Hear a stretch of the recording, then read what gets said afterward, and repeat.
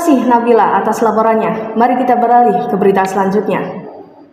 Sekumpulan massa hari ini menggelar aksi unjuk rasa di depan Mabes Polri, Jakarta. Aksi yang dikenal sebagai Aksi 214 merupakan bentuk protes terhadap pernyataan Fuad Pleret yang dianggap menghina guru tua. Habib Idrus bin Salim Al-Jufri, tokoh ulama karismatik dan pendiri Al-Khairat. Para demonstran mendesak agar pihak kepolisian segera menindak tegas Fuad Pleret agar dimasukkan dalam penjara dan mendapatkan hukuman atas penghinaan terhadap tokoh agama.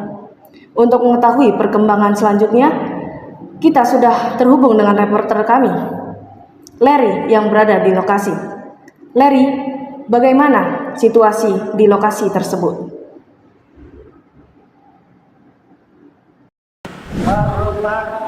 Ya, baik Saudara Mirta, saat ini saya sedang berada tepat di depan gerbang Mabes Polri, di mana ada kumpulan massa berbagai elemen umat Islam masih berkumpul dalam aksi damai bertajuk Aksi 214.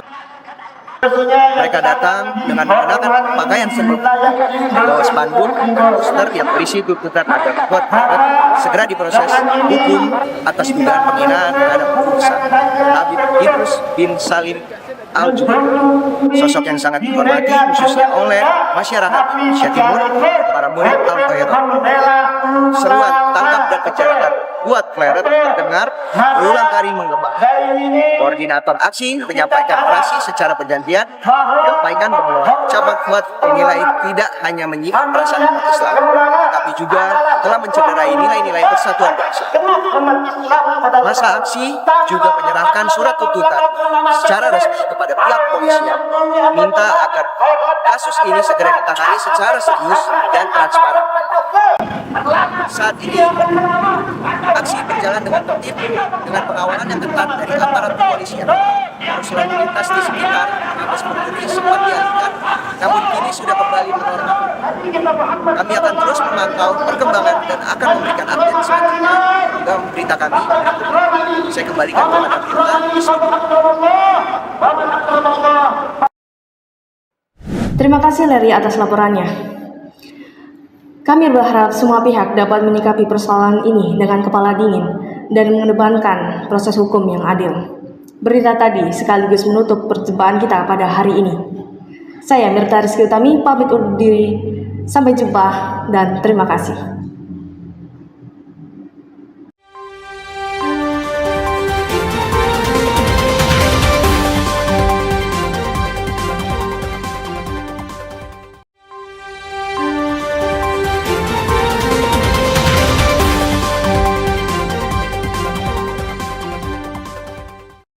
Selamat pagi pemirsa, Anda kembali bersama kami dalam program Berita Golden Time News. Saya Mirta Rizky Utami akan menemani Anda dengan dua berita utama pada hari ini. Pemirsa, Hari Buruh Internasional atau yang disebut May Day digelar terpusat di Monumen Nasional, Jakarta dan dihadiri oleh ribuan buruh dari berbagai daerah. Selain para buruh, perayaan ini dihadiri oleh Presiden Republik Indonesia, Prabowo Subianto, serta jajaran pejabat negara lainnya. Terdapat 6 tuntutan yang disampaikan dalam aksi ini, dan dalam aksinya perayaan ini dihimbau untuk terus berjalan dengan damai. Untuk melihat situasi langsung di sana, kami sudah terhubung dengan reporter kami, Nabila. Nabila, bagaimana situasi di sana?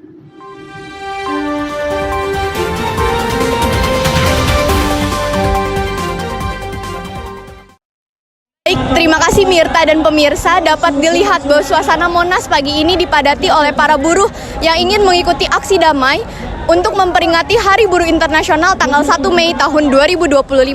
Kabarnya bahwa Bapak Presiden kita yakni Bapak Prabowo Subianto pun akan turut serta menghadiri aksi damai ini. Dalam aksi ini akan ada beberapa tuntutan yang disampaikan dari pihak buruh kepada pemerintah. Semoga nasib buruh kedepannya lebih baik lagi, tidak ditindas seperti yang dulu-dulu. Dan untuk peringatan Hari Buruh sekarang kan lumayan ramai ya, diinisiasi oleh pemerintah. Semoga pemerintah juga menepati janjinya. Dari Jakarta, saya Nabila Ayu melaporkan kembali ke studio.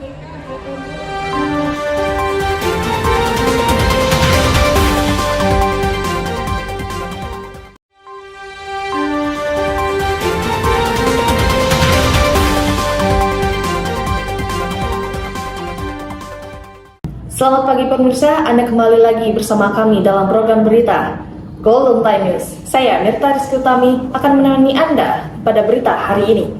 Pemirsa, di tengah perkembangan pesat teknologi pertanian saat ini, salah satu inovasi yang tengah ramai diperbincangkan oleh masyarakat yaitu bercocok tanam dengan sistem hidroponik. Tidak hanya diterapkan di rumah atau perkantoran, sistem ini juga diterapkan di ruang publik. Sebagai contoh menariknya ada di Kota Bogor, tepatnya di Taman Helang. Di sana, pengunjung bisa menikmati keindahan taman dengan berbagai fasilitasnya. Di sana, pengunjung bisa menikmati keindahan taman dan berbagai fasilitasnya dan penerapan sistem hidroponik yang ramah lingkungan. Bagaimana keindahan dan manfaatnya? Simak laporan berikut yang disampaikan oleh reporter kami, Larry.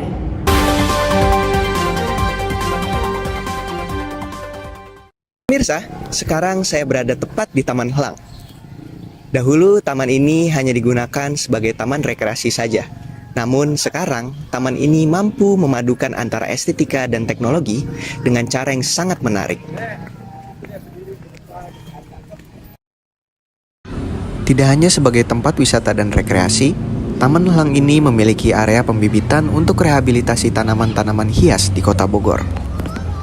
Konsep pembibitan yang diterapkan di sini bukan hanya soal keindahan, tetapi juga berfokus pada keberlanjutan dan usaha penghijauan area di Kota Bogor.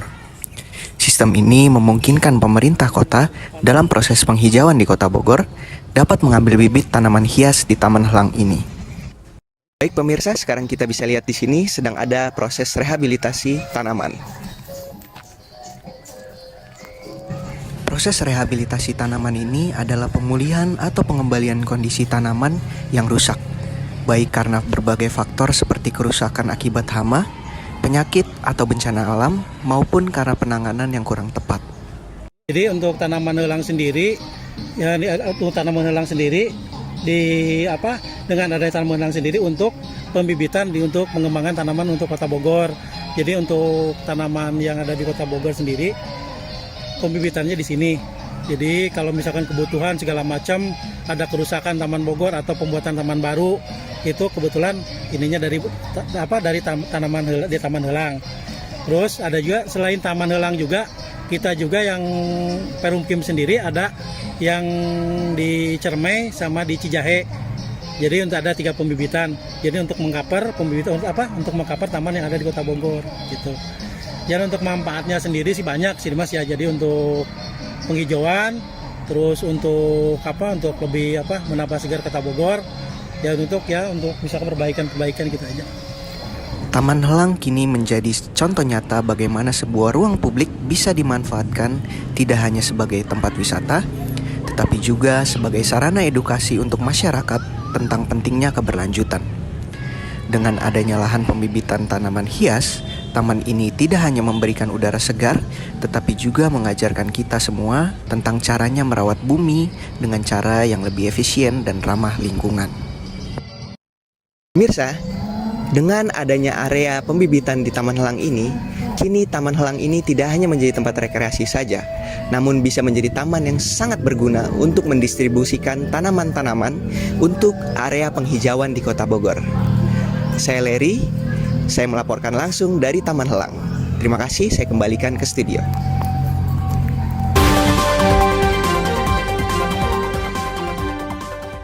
Demikian laporan kami pagi ini. Saya Mirta Rizky Utami, pamit undur diri, selamat beraktivitas.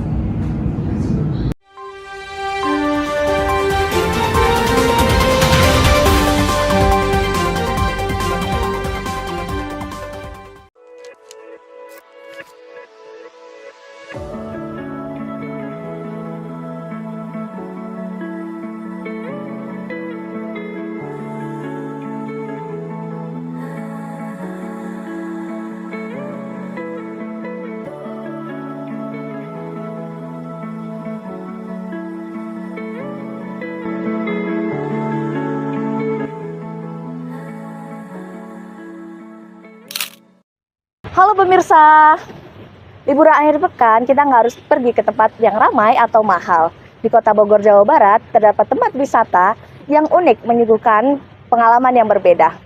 Imah Keramik merupakan tempat wisata yang unik, memberikan suasana yang asri dan juga wisata edukatif. dari kita bisa melihat bagaimana pembuatan keramik dan juga membatik kayu. Gimana sih keseruannya? Kita sudah terhubung dengan reporter kami, Nabila.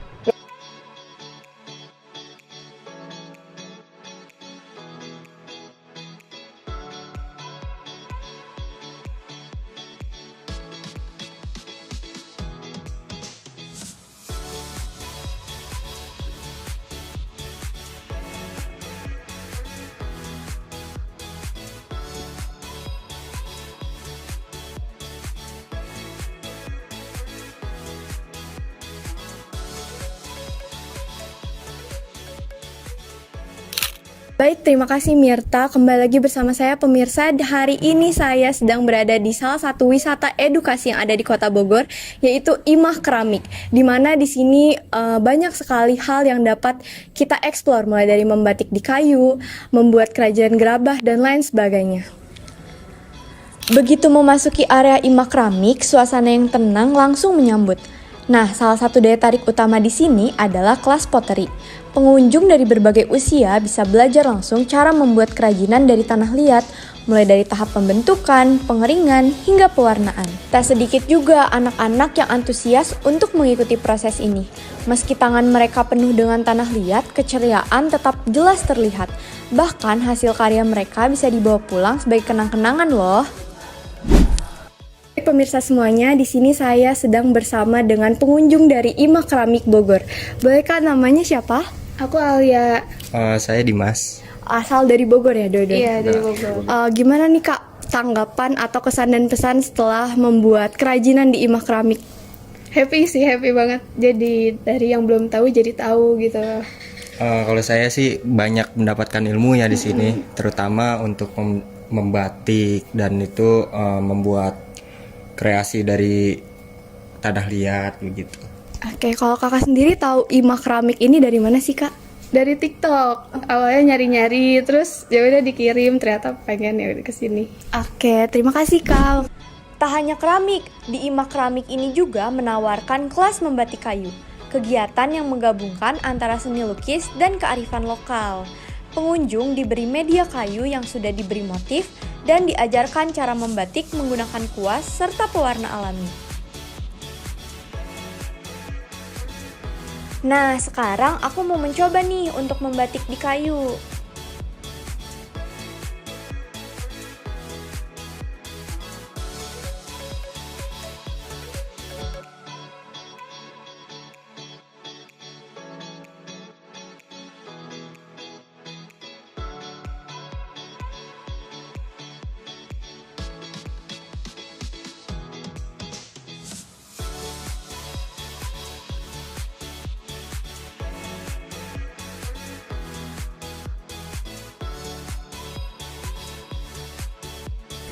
Dengan konsep edukatif yang dikemas dengan menyenangkan, Imah Keramik menjadi alternatif wisata keluarga yang penuh dengan makna.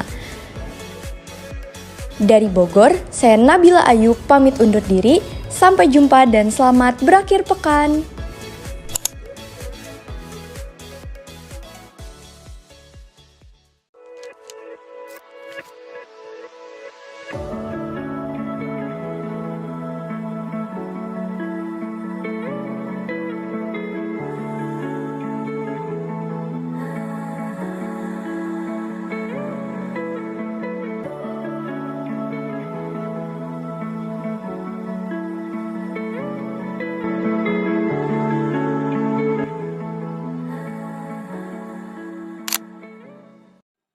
Halo, selamat pagi pemirsa sekalian. Kembali lagi bersama saya Nabila Ayu yang akan menemani akhir pekan Anda semuanya.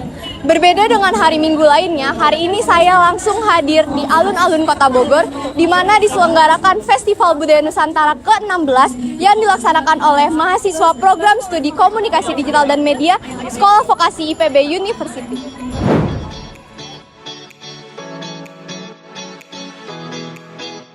Gelaran Festival Budaya ini tak hanya menjadi ajang hiburan, tetapi juga menjadi sarana edukasi bagi para generasi muda untuk mengenal dan lebih mencintai budaya bangsa.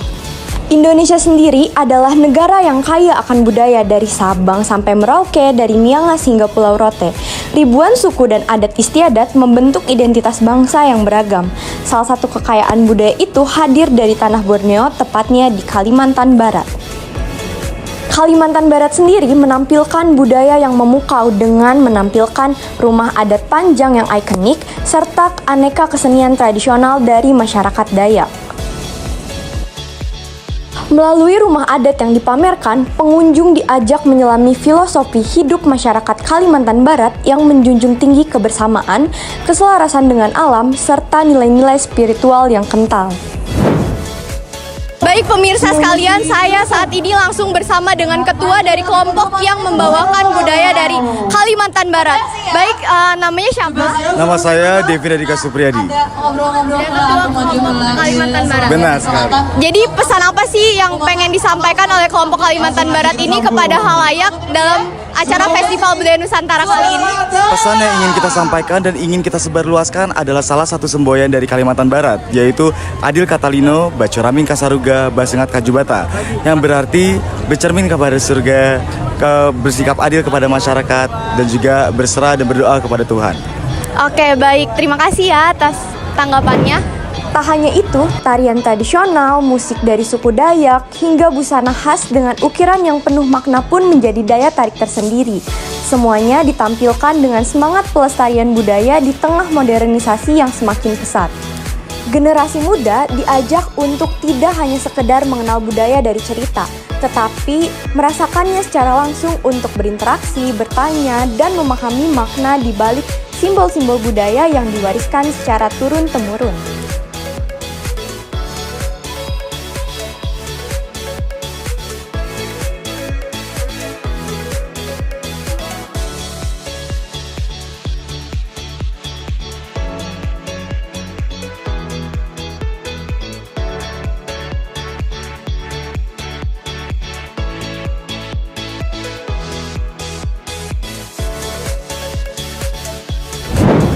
Nah, itu dia laporan yang dapat saya sampaikan langsung dari alun-alun Kota Bogor. Semoga acara ini dapat memberikan dampak positif dan berkelanjutan bagi masyarakat.